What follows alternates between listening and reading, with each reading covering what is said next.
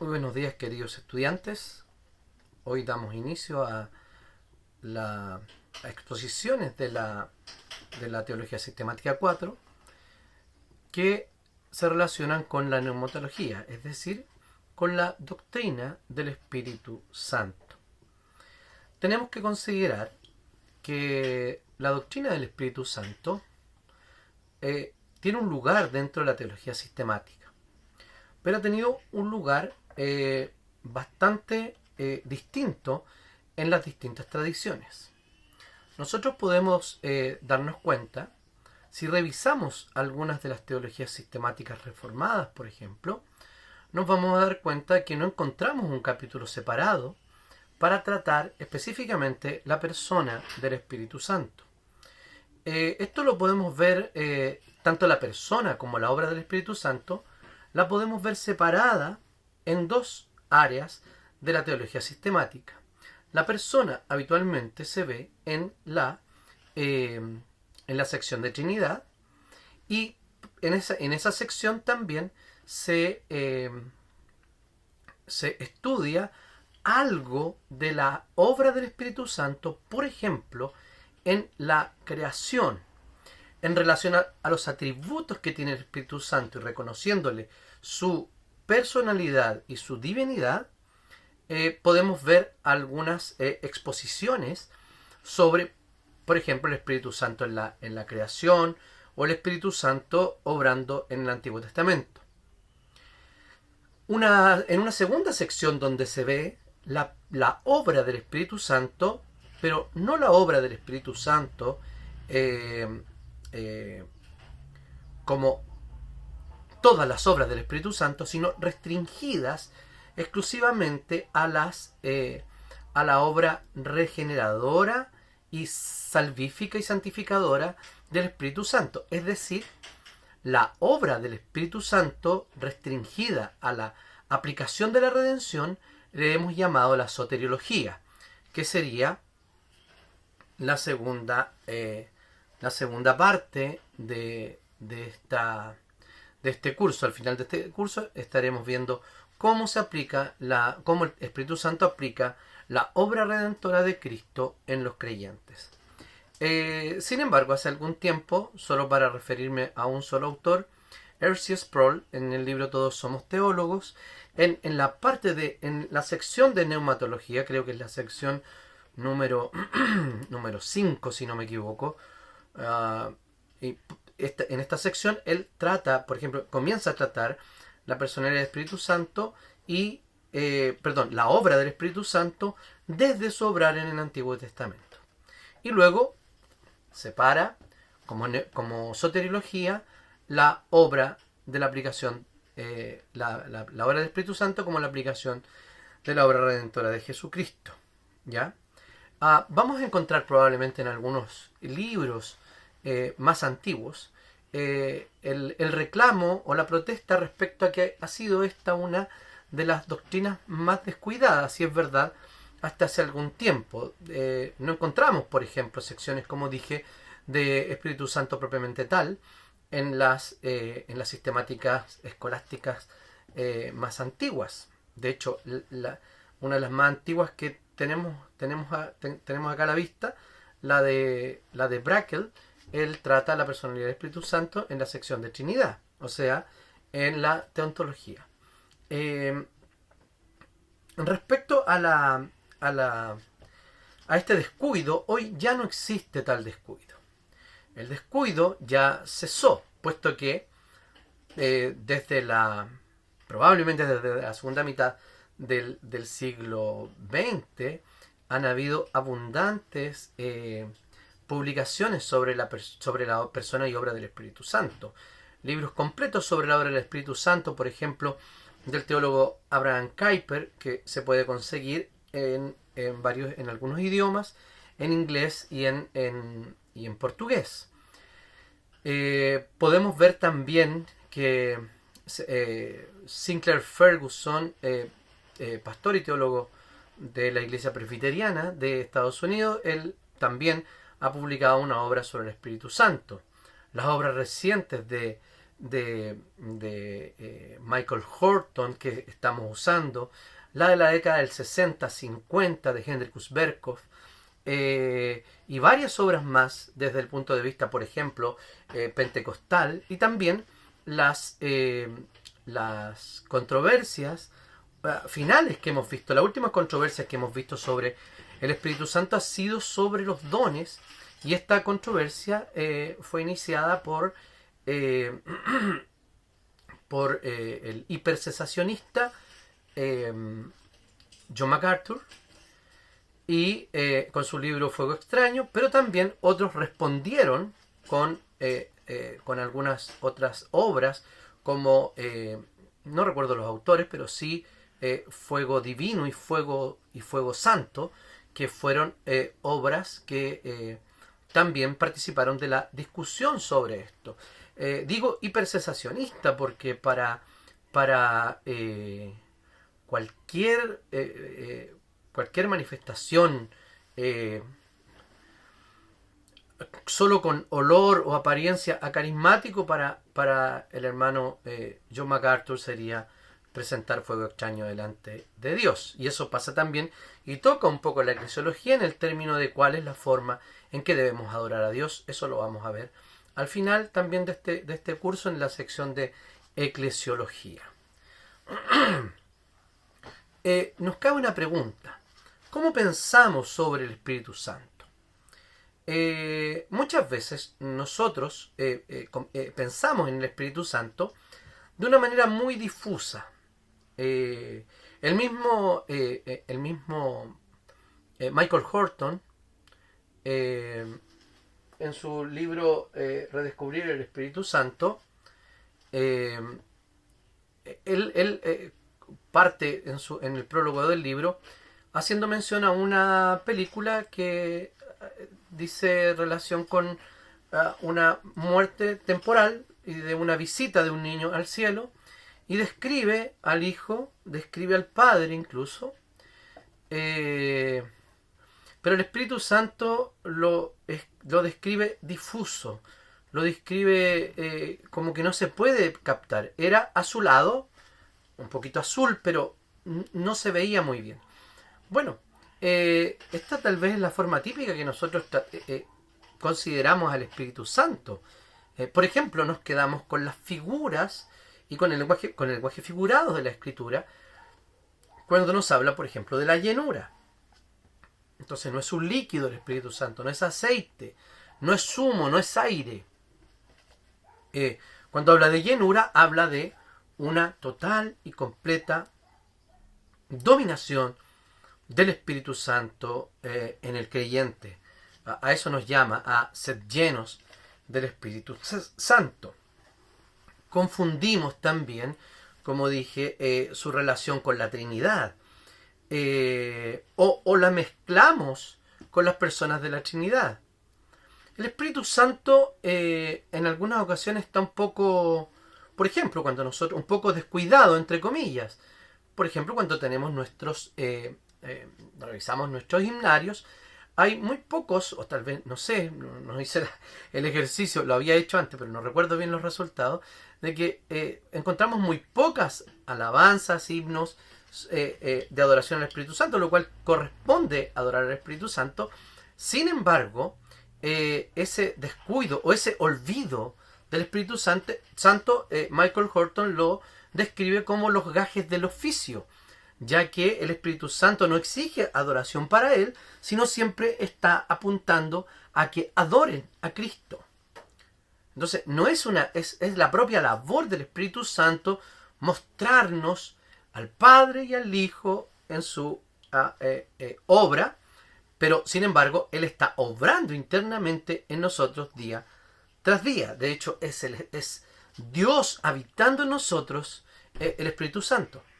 Entonces, o los mezclamos, o creemos que es una especie de energía o de amor que va fluyendo entre la Trinidad, y algunos muy osadamente le dan características maternas al Espíritu Santo, aunque la Biblia tiene algunas características maternas para referirse a Dios, por ejemplo, como la gallina que que reúne a sus polluelos, no significa que al Espíritu Santo debamos asignarle el sexo femenino como para cumplir la metáfora familiar, o sea, el Padre, el Espíritu Santo la Madre y Jesucristo el Hijo. No es necesario llegar hasta tal punto, no es una energía tampoco.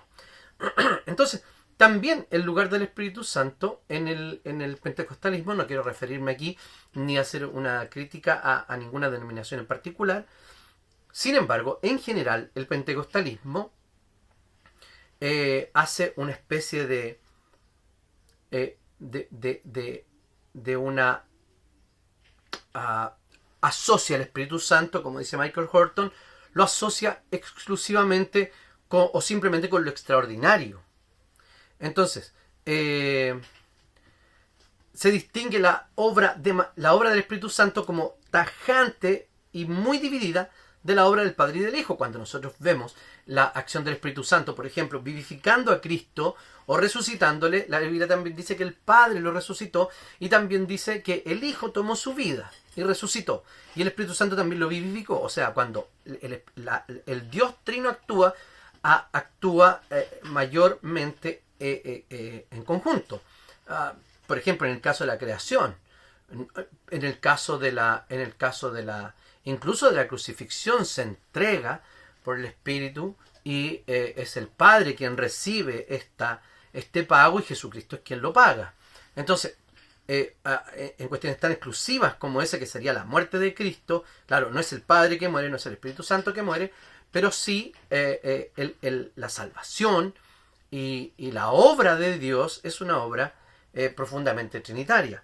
Entonces, dentro del pentecostalismo se divide o se distingue demasiado esa obra, y es la crítica que hace Michael Horton, por ejemplo, cuando se trata con demasiada soltura el asunto de la acción del Espíritu. Por ejemplo, él escribe, seguro, tenemos al Padre y al Hijo, pero necesitamos al Espíritu Santo. O esas cosas que decimos, sí, en el pentecostalismo, sí, hemos sido salvados, hemos sido redimidos, pero ¿ha sido bautizado en el Espíritu? Wow, la palabra es vital. Sí, claro que sí, pero no hay que olvidarse del Espíritu. Esas distinciones que hacemos entre palabra y Espíritu son totalmente, por ejemplo, en ese caso, son totalmente innecesarias, ya que la palabra y el Espíritu es el poder que tiene. El Espíritu Santo actúa por medio de la palabra de Dios. O sea, no es necesario elegir. No es que los presbiterianos y reformados tenemos ¿cómo decirlo? El monopolio de la palabra, y el pentecostalismo tiene el monopolio, o los carismáticos tienen el monopolio del Espíritu Santo. No es así. Es el Espíritu Santo quien obra y quien pone la palabra en nosotros para hacer su obra santificadora. De hecho, por ejemplo, nosotros podemos ver en el pasaje en el pasaje paralelo de Efesios capítulos 5 y 6, cuando habla de las relaciones entre marido y esposa, padres e hijos, amos y esclavos, etc. Y su paralelo en Colosenses. Voy a enviar un cuadro, no lo puedo mostrar acá, pero voy a enviar un cuadro para ustedes, para que puedan ver esta comparación que estoy haciendo de manera más gráfica. Pero, por ejemplo, encabeza el título o encabeza la sección diciendo sean llenos del Espíritu Santo. Y Colosenses la encabeza con habiten ustedes la palabra de Cristo en abundancia.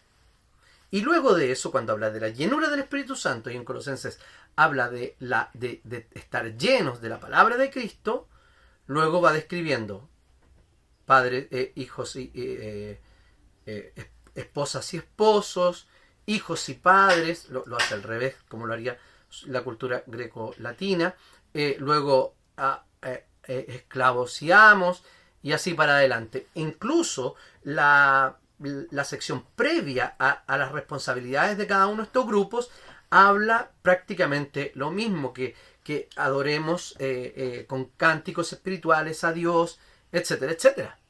Entonces, con acción de gracia delante de Dios. Entonces, el texto es demasiado parecido cuando nosotros nos encontramos y comparamos la palabra y el espíritu.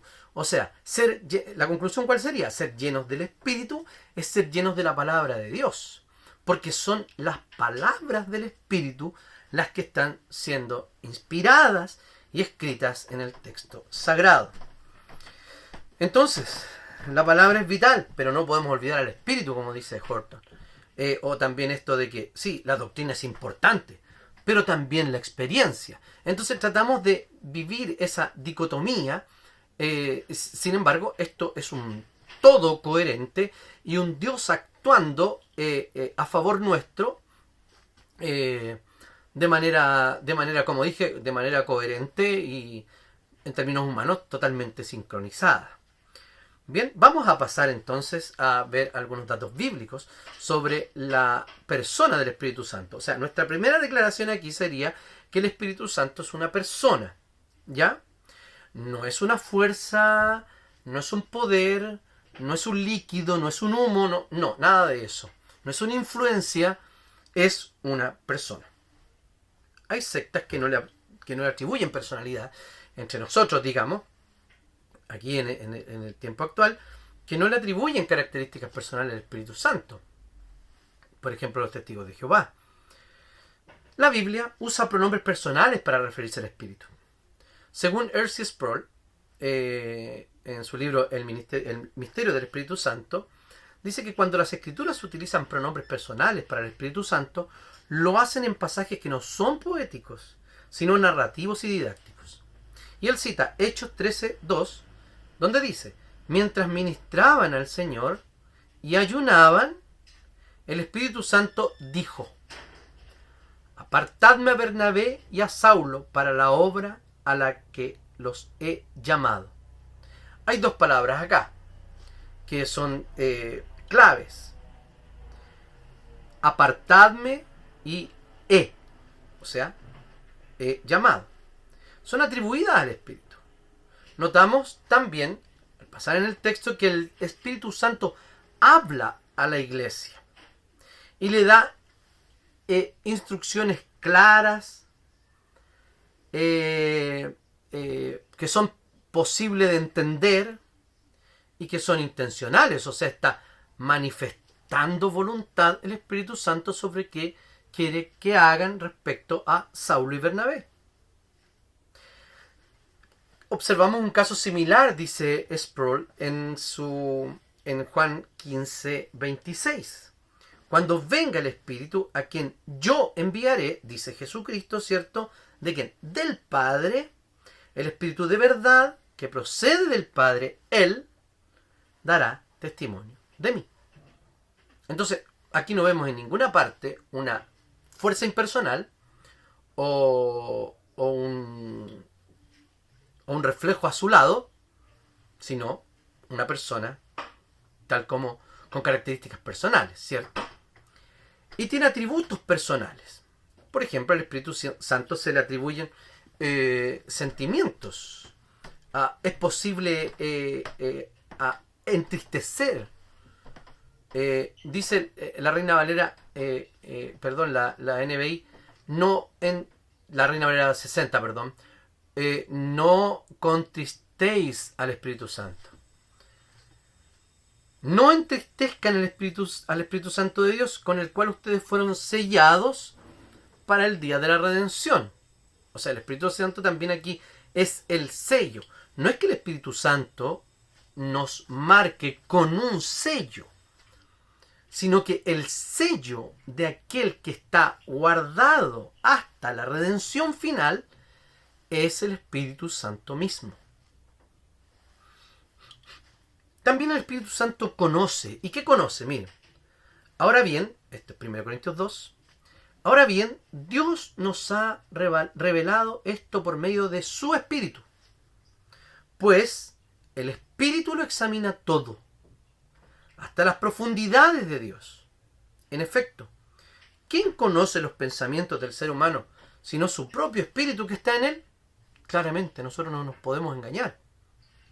Asimismo, nadie conoce los pensamientos de Dios, sino el Espíritu de Dios. Manifiesta voluntad o expresa voluntad, tal como lo vimos allá en Hechos capítulo 13, ¿cierto? Cuando decían que los ha llamado y los ha enviado. Sino también podemos ver en el relato de Hechos 15, cuando se llega a la conclusión del concilio de Jerusalén, dice, nos pareció bien al Espíritu Santo y a nosotros. O sea, a esa asamblea, a ese concilio convocado en Jerusalén, Santiago declara que nos pareció bien, primero, al Espíritu Santo, el Espíritu Santo guiando, manifestando su voluntad por medio de esa asamblea de representantes. Y a nosotros, no poner a ustedes ninguna carga aparte de los siguientes requisitos, y ahí les da los requisitos de no comer sangre, digamos, de las instrucciones de la mesa, apartarse de la inmoralidad sexual, etc. Jesús también lo llama como una persona. En Juan capítulo 16 emplea el pronombre demostrativo de neuma. Para neuma, para el espíritu. Los pronombres demostrativos son ese, aquel, este. Cuando venga el espíritu, dice Jesús en Juan, cuando venga el espíritu de verdad, Él los guiará a toda verdad. Porque no hablará por su propia cuenta. Fíjense que aquí hay un pasaje muy interesante sobre la acción conjunta de la Trinidad. O sea, el Espíritu Santo no va a hablar sus propias palabras, sino hablará todo lo que oiga y les dará a saber las cosas que habrán de venir. Tras bambalina, Él me glorificará, porque tomará de lo mío y se lo hará saber. Entonces, el mismo pronombre demostrativo aparece 2 veces en los versículos. En ambos casos, la traducción más adecuada sería esa persona. No es eso, sino Él. Él los guiará, Él me glorificará. Él, no ese o eso, no. O aquello, no, es Él. Pronombre, aquel, este, me glorificará y Él los guiará.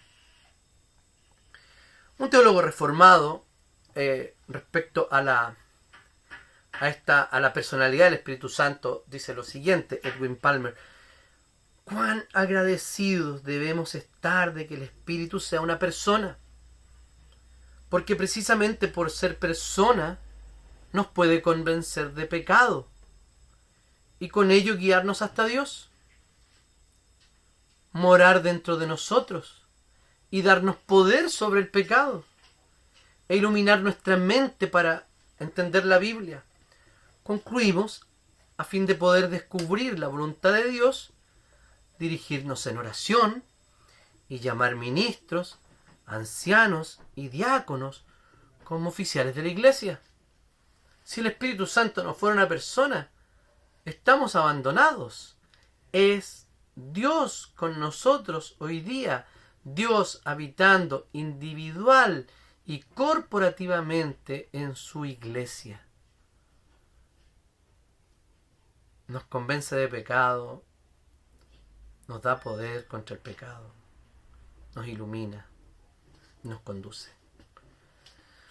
Entonces, nuestra relación con el Espíritu no es una relación con un poder o como la luz que ilumina las hojas que estamos leyendo en una noche oscura.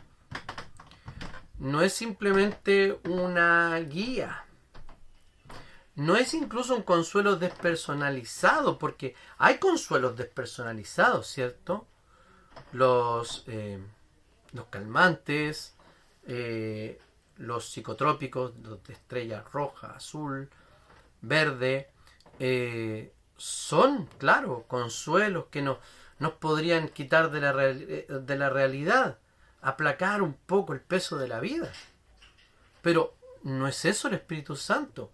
Es un consuelo personal hacia cada uno de nosotros. Hay una persona divina en nosotros. Ese es el Espíritu Santo. Entonces, debemos actuar conforme a esta realidad, a esta verdad. Cuán difícil nos es hacer esto, ¿cierto? Pero tenemos el auxilio del Espíritu Santo dentro de nosotros y en su palabra para vivir la vida que Dios quiere que nosotros vivamos. También el Espíritu Santo no es solo una persona, sino que es una persona divina. Vamos a hablar acerca de la divinidad del Espíritu Santo. También hay sectas hoy en día que, atribuyendo cierta personalidad al Espíritu Santo, no le conceden divinidad. Los títulos asignados al Espíritu Santo en el Nuevo Testamento son nombres divinos. Por ejemplo, 16 veces se relaciona por nombre con las otras dos personas de la Trinidad. Primera a los Corintios 6:11 le llama Pablo el Espíritu de nuestro Dios. En Hechos 16 se llama el Espíritu de Jesús. En Romanos 8 el Espíritu de Cristo. Acuérdense que dice, y si alguno no tiene el Espíritu de Cristo, no es de Cristo. Entonces, se le atribuye divinidad. No es una persona inferior. Así como, por ejemplo, los testigos de Jehová le atribuyen cierta divinidad al Hijo, diciendo que es un Dios. El Espíritu Santo, claro, podríamos decir, es persona, pero no es como la persona del Padre, menos como la persona del Hijo. No, son exactamente iguales en divinidad, dignos de adoración, el Dios Trino. Tiene atributos divinos. Vemos al Espíritu Santo, un amplio testimonio bíblico donde el Espíritu Santo es considerado como con los mismos atributos de Dios. Por lo tanto, es Dios. Cuando pensamos en la obra de la creación, normalmente pensamos en que es una actividad del Padre, ¿cierto? Claro, y cuando nos acercamos más a la Biblia también vemos una declaración de que el Hijo participa en la divinidad, en la creación. El Cristo preencarnado, el Verbo, el Logos, como lo declara Juan, que todas las cosas fueron creadas por medio de Él, y sin Él nada de lo que ha sido hecho habría sido hecho. En el capítulo 1, versículo 3 de Juan. Y Pablo también repite esta enseñanza en Colosenses, cuando dice respecto de Jesucristo, porque en Él fueron creadas todas las cosas, tanto en los cielos como en la tierra, visibles e invisibles, ya sean tronos, dominios, poderes o autoridades. Todo ha sido creado por medio de Él y para Él. Y Él antes de todas las cosas, y Él es antes de todas las cosas, y en Él todas las cosas permanecen. Tenemos al Padre creando, tenemos al Hijo como la palabra creadora, pero nos olvidamos que el Espíritu Santo también desempeña un papel en la creación. Por ejemplo, en el primer capítulo del Génesis, cuando dice, la tierra era un caos total, las tinieblas cubrían el abismo y el Espíritu de Dios se movía sobre la superficie de las aguas. El mismo caso de Job, probablemente el libro bíblico más antiguo escrito. Dice Job respecto a esto, el Espíritu de Dios me ha creado, el soplo del Todopoderoso me dio vida. También, y esto lo vamos a ver con mayor detención en la siguiente clase, que actúa en Jesucristo. Específicamente hoy día, ahora vamos a ver en la concepción de Jesús. Dice que el ángel le respondió a María, el Espíritu vendrá sobre ti y el poder del Altísimo te cubrirá con su sombra. Por eso el santo ser que nacerá será llamado Hijo de Dios. Entonces, el Espíritu Santo mismo actúa en la encarnación del Hijo de Dios. También en la regeneración. Y esto es ampliamente estudiado en la soteriología. Él nos salvó no por nuestras propias obras de justicia, dice Pablo a Tito, sino por su misericordia nos salvó mediante el lavamiento de la regeneración y de la regeneración y de la renovación por el Espíritu Santo. Lo voy a leer de nuevo. Él nos salvó no por nuestras propias obras de justicia, sino por su misericordia. Nos salvó mediante el lavamiento de la regeneración y de la renovación por el Espíritu Santo. El Espíritu Santo también lo sabe todo. Es omnisciente. Ya vimos en el capítulo 2 de 1 Corintios que examina lo profundo, las profundidades de Dios. En efecto, quien conoce los pensamientos del ser humano, sino el propio Espíritu que está en él, a sí mismo. A sí mismo. Al principio de la sección, en el capítulo, versículo 10, dice, ahora bien, Dios nos ha revelado esto por medio de su Espíritu. Pues el Espíritu lo examina todo hasta las profundidades de Dios. También el Espíritu Santo conoce nuestro corazón. En aquel maravilloso capítulo de Romanos, el capítulo 8, donde nos habla de la obra del Espíritu Santo, nos dice, asimismo, en nuestra debilidad, el Espíritu acude a ayudarnos. El Paracletos. No sabemos qué pedir, pero el Espíritu mismo intercede por nosotros con gemidos que no pueden expresarse con palabras. Y Dios, que examina los corazones, sabe cuál es la intención del Espíritu, porque el Espíritu intercede por los creyentes conforme a la voluntad de Dios. O sea, nos guía en nuestra ignorante y pobre oración. Intercede dentro de nosotros para interpretar eso que nosotros no sabemos pedir. Muchas veces pasamos por dolor, por angustia, y ni siquiera tenemos ganas de orar, de leer la Biblia. Pero ya que el Espíritu Santo está dentro de nosotros, nunca dejamos de confiar. Y así está el Espíritu, nos conoce y examina el corazón y sabe lo que estamos sintiendo, sabe lo que necesitamos y lo pone delante del trono del Padre. No solo es omnisciente, sino que también es omnipresente. David hace una pregunta retórica en el Salmo 39:7, donde dice, ¿dónde puedo esconderme de tu espíritu? ¿Cómo podría huir de tu presencia? Eso tiene una evidente respuesta. R.C. Sproul dice, notamos en este pasaje que la presencia del Espíritu Santo es identificada con la presencia de Dios. ¿Dónde está el Espíritu? Allí está Dios. La pregunta retórica planteada por el salmista implica que un fugitivo no podría alcanzar lugar alguno que estuviera lejos o fuera de la presencia del Espíritu Santo. Hebreos también declara que es eterno. Y dice así en Hebreos 9. Si esto es así, ¿cuánto más la sangre de Cristo, quien por medio del Espíritu es eterno, se ofreció sin mancha a Dios? Por medio del Espíritu se ofrece. El Espíritu eterno. Sin mancha, se ofreció sin mancha a Dios, purificará nuestras conciencias de las obras que conducen a la muerte, a fin de que sirvamos al Dios viviente. Lo declara como un espíritu eterno. No hay otra. La eternidad no es un atributo sino divino. Porque nosotros no somos eternos. Viviremos en la eternidad. Pero hemos tenido un comienzo. Y ese atributo, y el vivir eternamente, no es un atributo personal de los seres humanos, sino un atributo que nos da Dios en el estado eterno. Son exclusivos de Dios los atributos que acabamos de ver. Entonces, si el Espíritu Santo los tiene, entonces el Espíritu Santo es divino. El Espíritu Santo es Dios. Los invitaría también a escuchar y a recordar un poco la clase de Trinidad. Pueden ustedes ver en este mismo canal el estudio sobre la Trinidad, donde podemos, me extiendo un poco más en esto. Las Sagradas Escrituras nos presentan al Espíritu Santo como un objeto correcto de adoración Incluso el Espíritu Santo en la fórmula del Nuevo Testamento para el bautismo es significativa.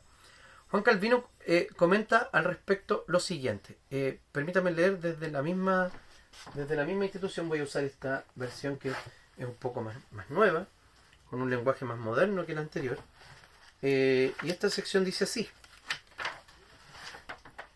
Esa es la sección número, libro 1, 13, 16. Pablo une de tal manera a Dios la fe y el bautismo, Efesios 4:5, que se confirman entre sí. Esta es su conclusión. Dado que no hay más que una sola fe, no hay más que un solo Dios. Dado que no hay más que un solo bautismo, no hay más que una sola fe. Si por medio del bautismo somos introducidos a la fe en un solo Dios, para honrarle, debemos considerar que el verdadero Dios es aquel en cuyo nombre somos bautizados. Sin duda, nuestro Señor, al ordenar bautizar en el nombre del Padre, del Hijo y del Espíritu Santo, quiso que la claridad que procura el conocimiento de tres personas fuese más brillante que hasta entonces. Esto equivale a decir bautizar en el nombre de un solo Dios, que sin embargo se presenta claramente como Padre, Hijo y Espíritu Santo. Se deduce pues que hay tres personas residentes en la esencia de Dios, en quien solo Dios es conocido. Como la fe no debe ser versátil, ni tener varios discursos, sino dirigirse al Dios único para unirse y aferrarse completamente a Él, es fácil comprender que si hubiese varias clases de fe, habría varias clases de dioses. ¿Cómo dar un testimonio más claro de que los tres son un solo Dios? Si pues admitimos que no hay más que un solo Dios, debemos concluir que el Hijo y el Espíritu Santo son de la misma esencia de Dios. Entonces, el hecho de que la divinidad del Espíritu Santo es de vital importancia para nosotros. Imagínense si el Espíritu Santo no fuera Dios. No podría haber llevado la obra de creación a como lo vemos ahora. No podría llevar tampoco, no tendría autoridad en la inspiración de la Escritura, ni tampoco en la obra de iluminación de la mente del creyente para entender las cosas de Dios. Tampoco habríamos podido superar nuestra depravación para regenerarnos, porque si no es divino, entonces ¿cómo podría regenerar un corazón que está muerto en delitos y pecados? Tampoco podría morar en nosotros, porque no sería omnipresente, ni tampoco podría santificarnos, porque no tendría el poder para hacerlo. Entonces, debemos sentirnos agradecidos, que no sea un ser finito, sino una persona eterna y divina, Dios habitando dentro de nosotros. El Espíritu Santo entonces no es solo una persona divina, sino que es una persona divina distinta del Padre y del Hijo. A lo largo de la historia, de la historia de la doctrina y de la historia de la Iglesia, quienes han negado la distinción entre las personas de la Trinidad han sido muchos. En el siglo III, por ejemplo, Sabelio enseñó el modalismo, también conocido como sabelianismo.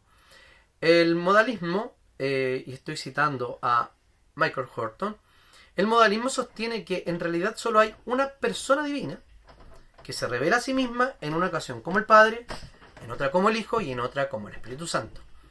Las personas son simples apariencias o máscaras, como las personas que usaban un solo actor para representar diferentes papeles. Personas se refiere a las máscaras, se les llamaba personas. Entonces, es una especie de cambio de rol, pero es la misma persona. No hace distinción entre una persona y otra. Sin embargo, la Escritura nos muestra algo totalmente distinto, ya que diferencia al Espíritu Santo de las otras personas de la Trinidad. Por ejemplo, tenemos un caso clarísimo en el bautismo de Jesús, Dice, después de ser bautizado, Jesús salió del agua. Jesús, Dios encarnado, hecho carne, allí, a la vista de todos. Entonces se abrieron los cielos y él vio al Espíritu de Dios, que descendía como paloma y se posaba sobre él. Desde los cielos soy yo. Entonces una voz que decía, este es mi Hijo amado, en quien me complazco. Las tres personas de la Trinidad presentes allí. El Hijo bautizándose, el Espíritu Santo descendiendo con poder y la voz que declaraba la alegría de Dios, el amén de Dios, la aprobación de Dios en el inicio del ministerio de Jesús. En la promesa que hace Jesús del Espíritu Santo dice, y yo rogaré al Padre yo, Jesús, rogaré al Padre, y él, el Padre, dará otro consolador, otro, para que esté con ustedes siempre. Distinción entre las tres personas de la Trinidad.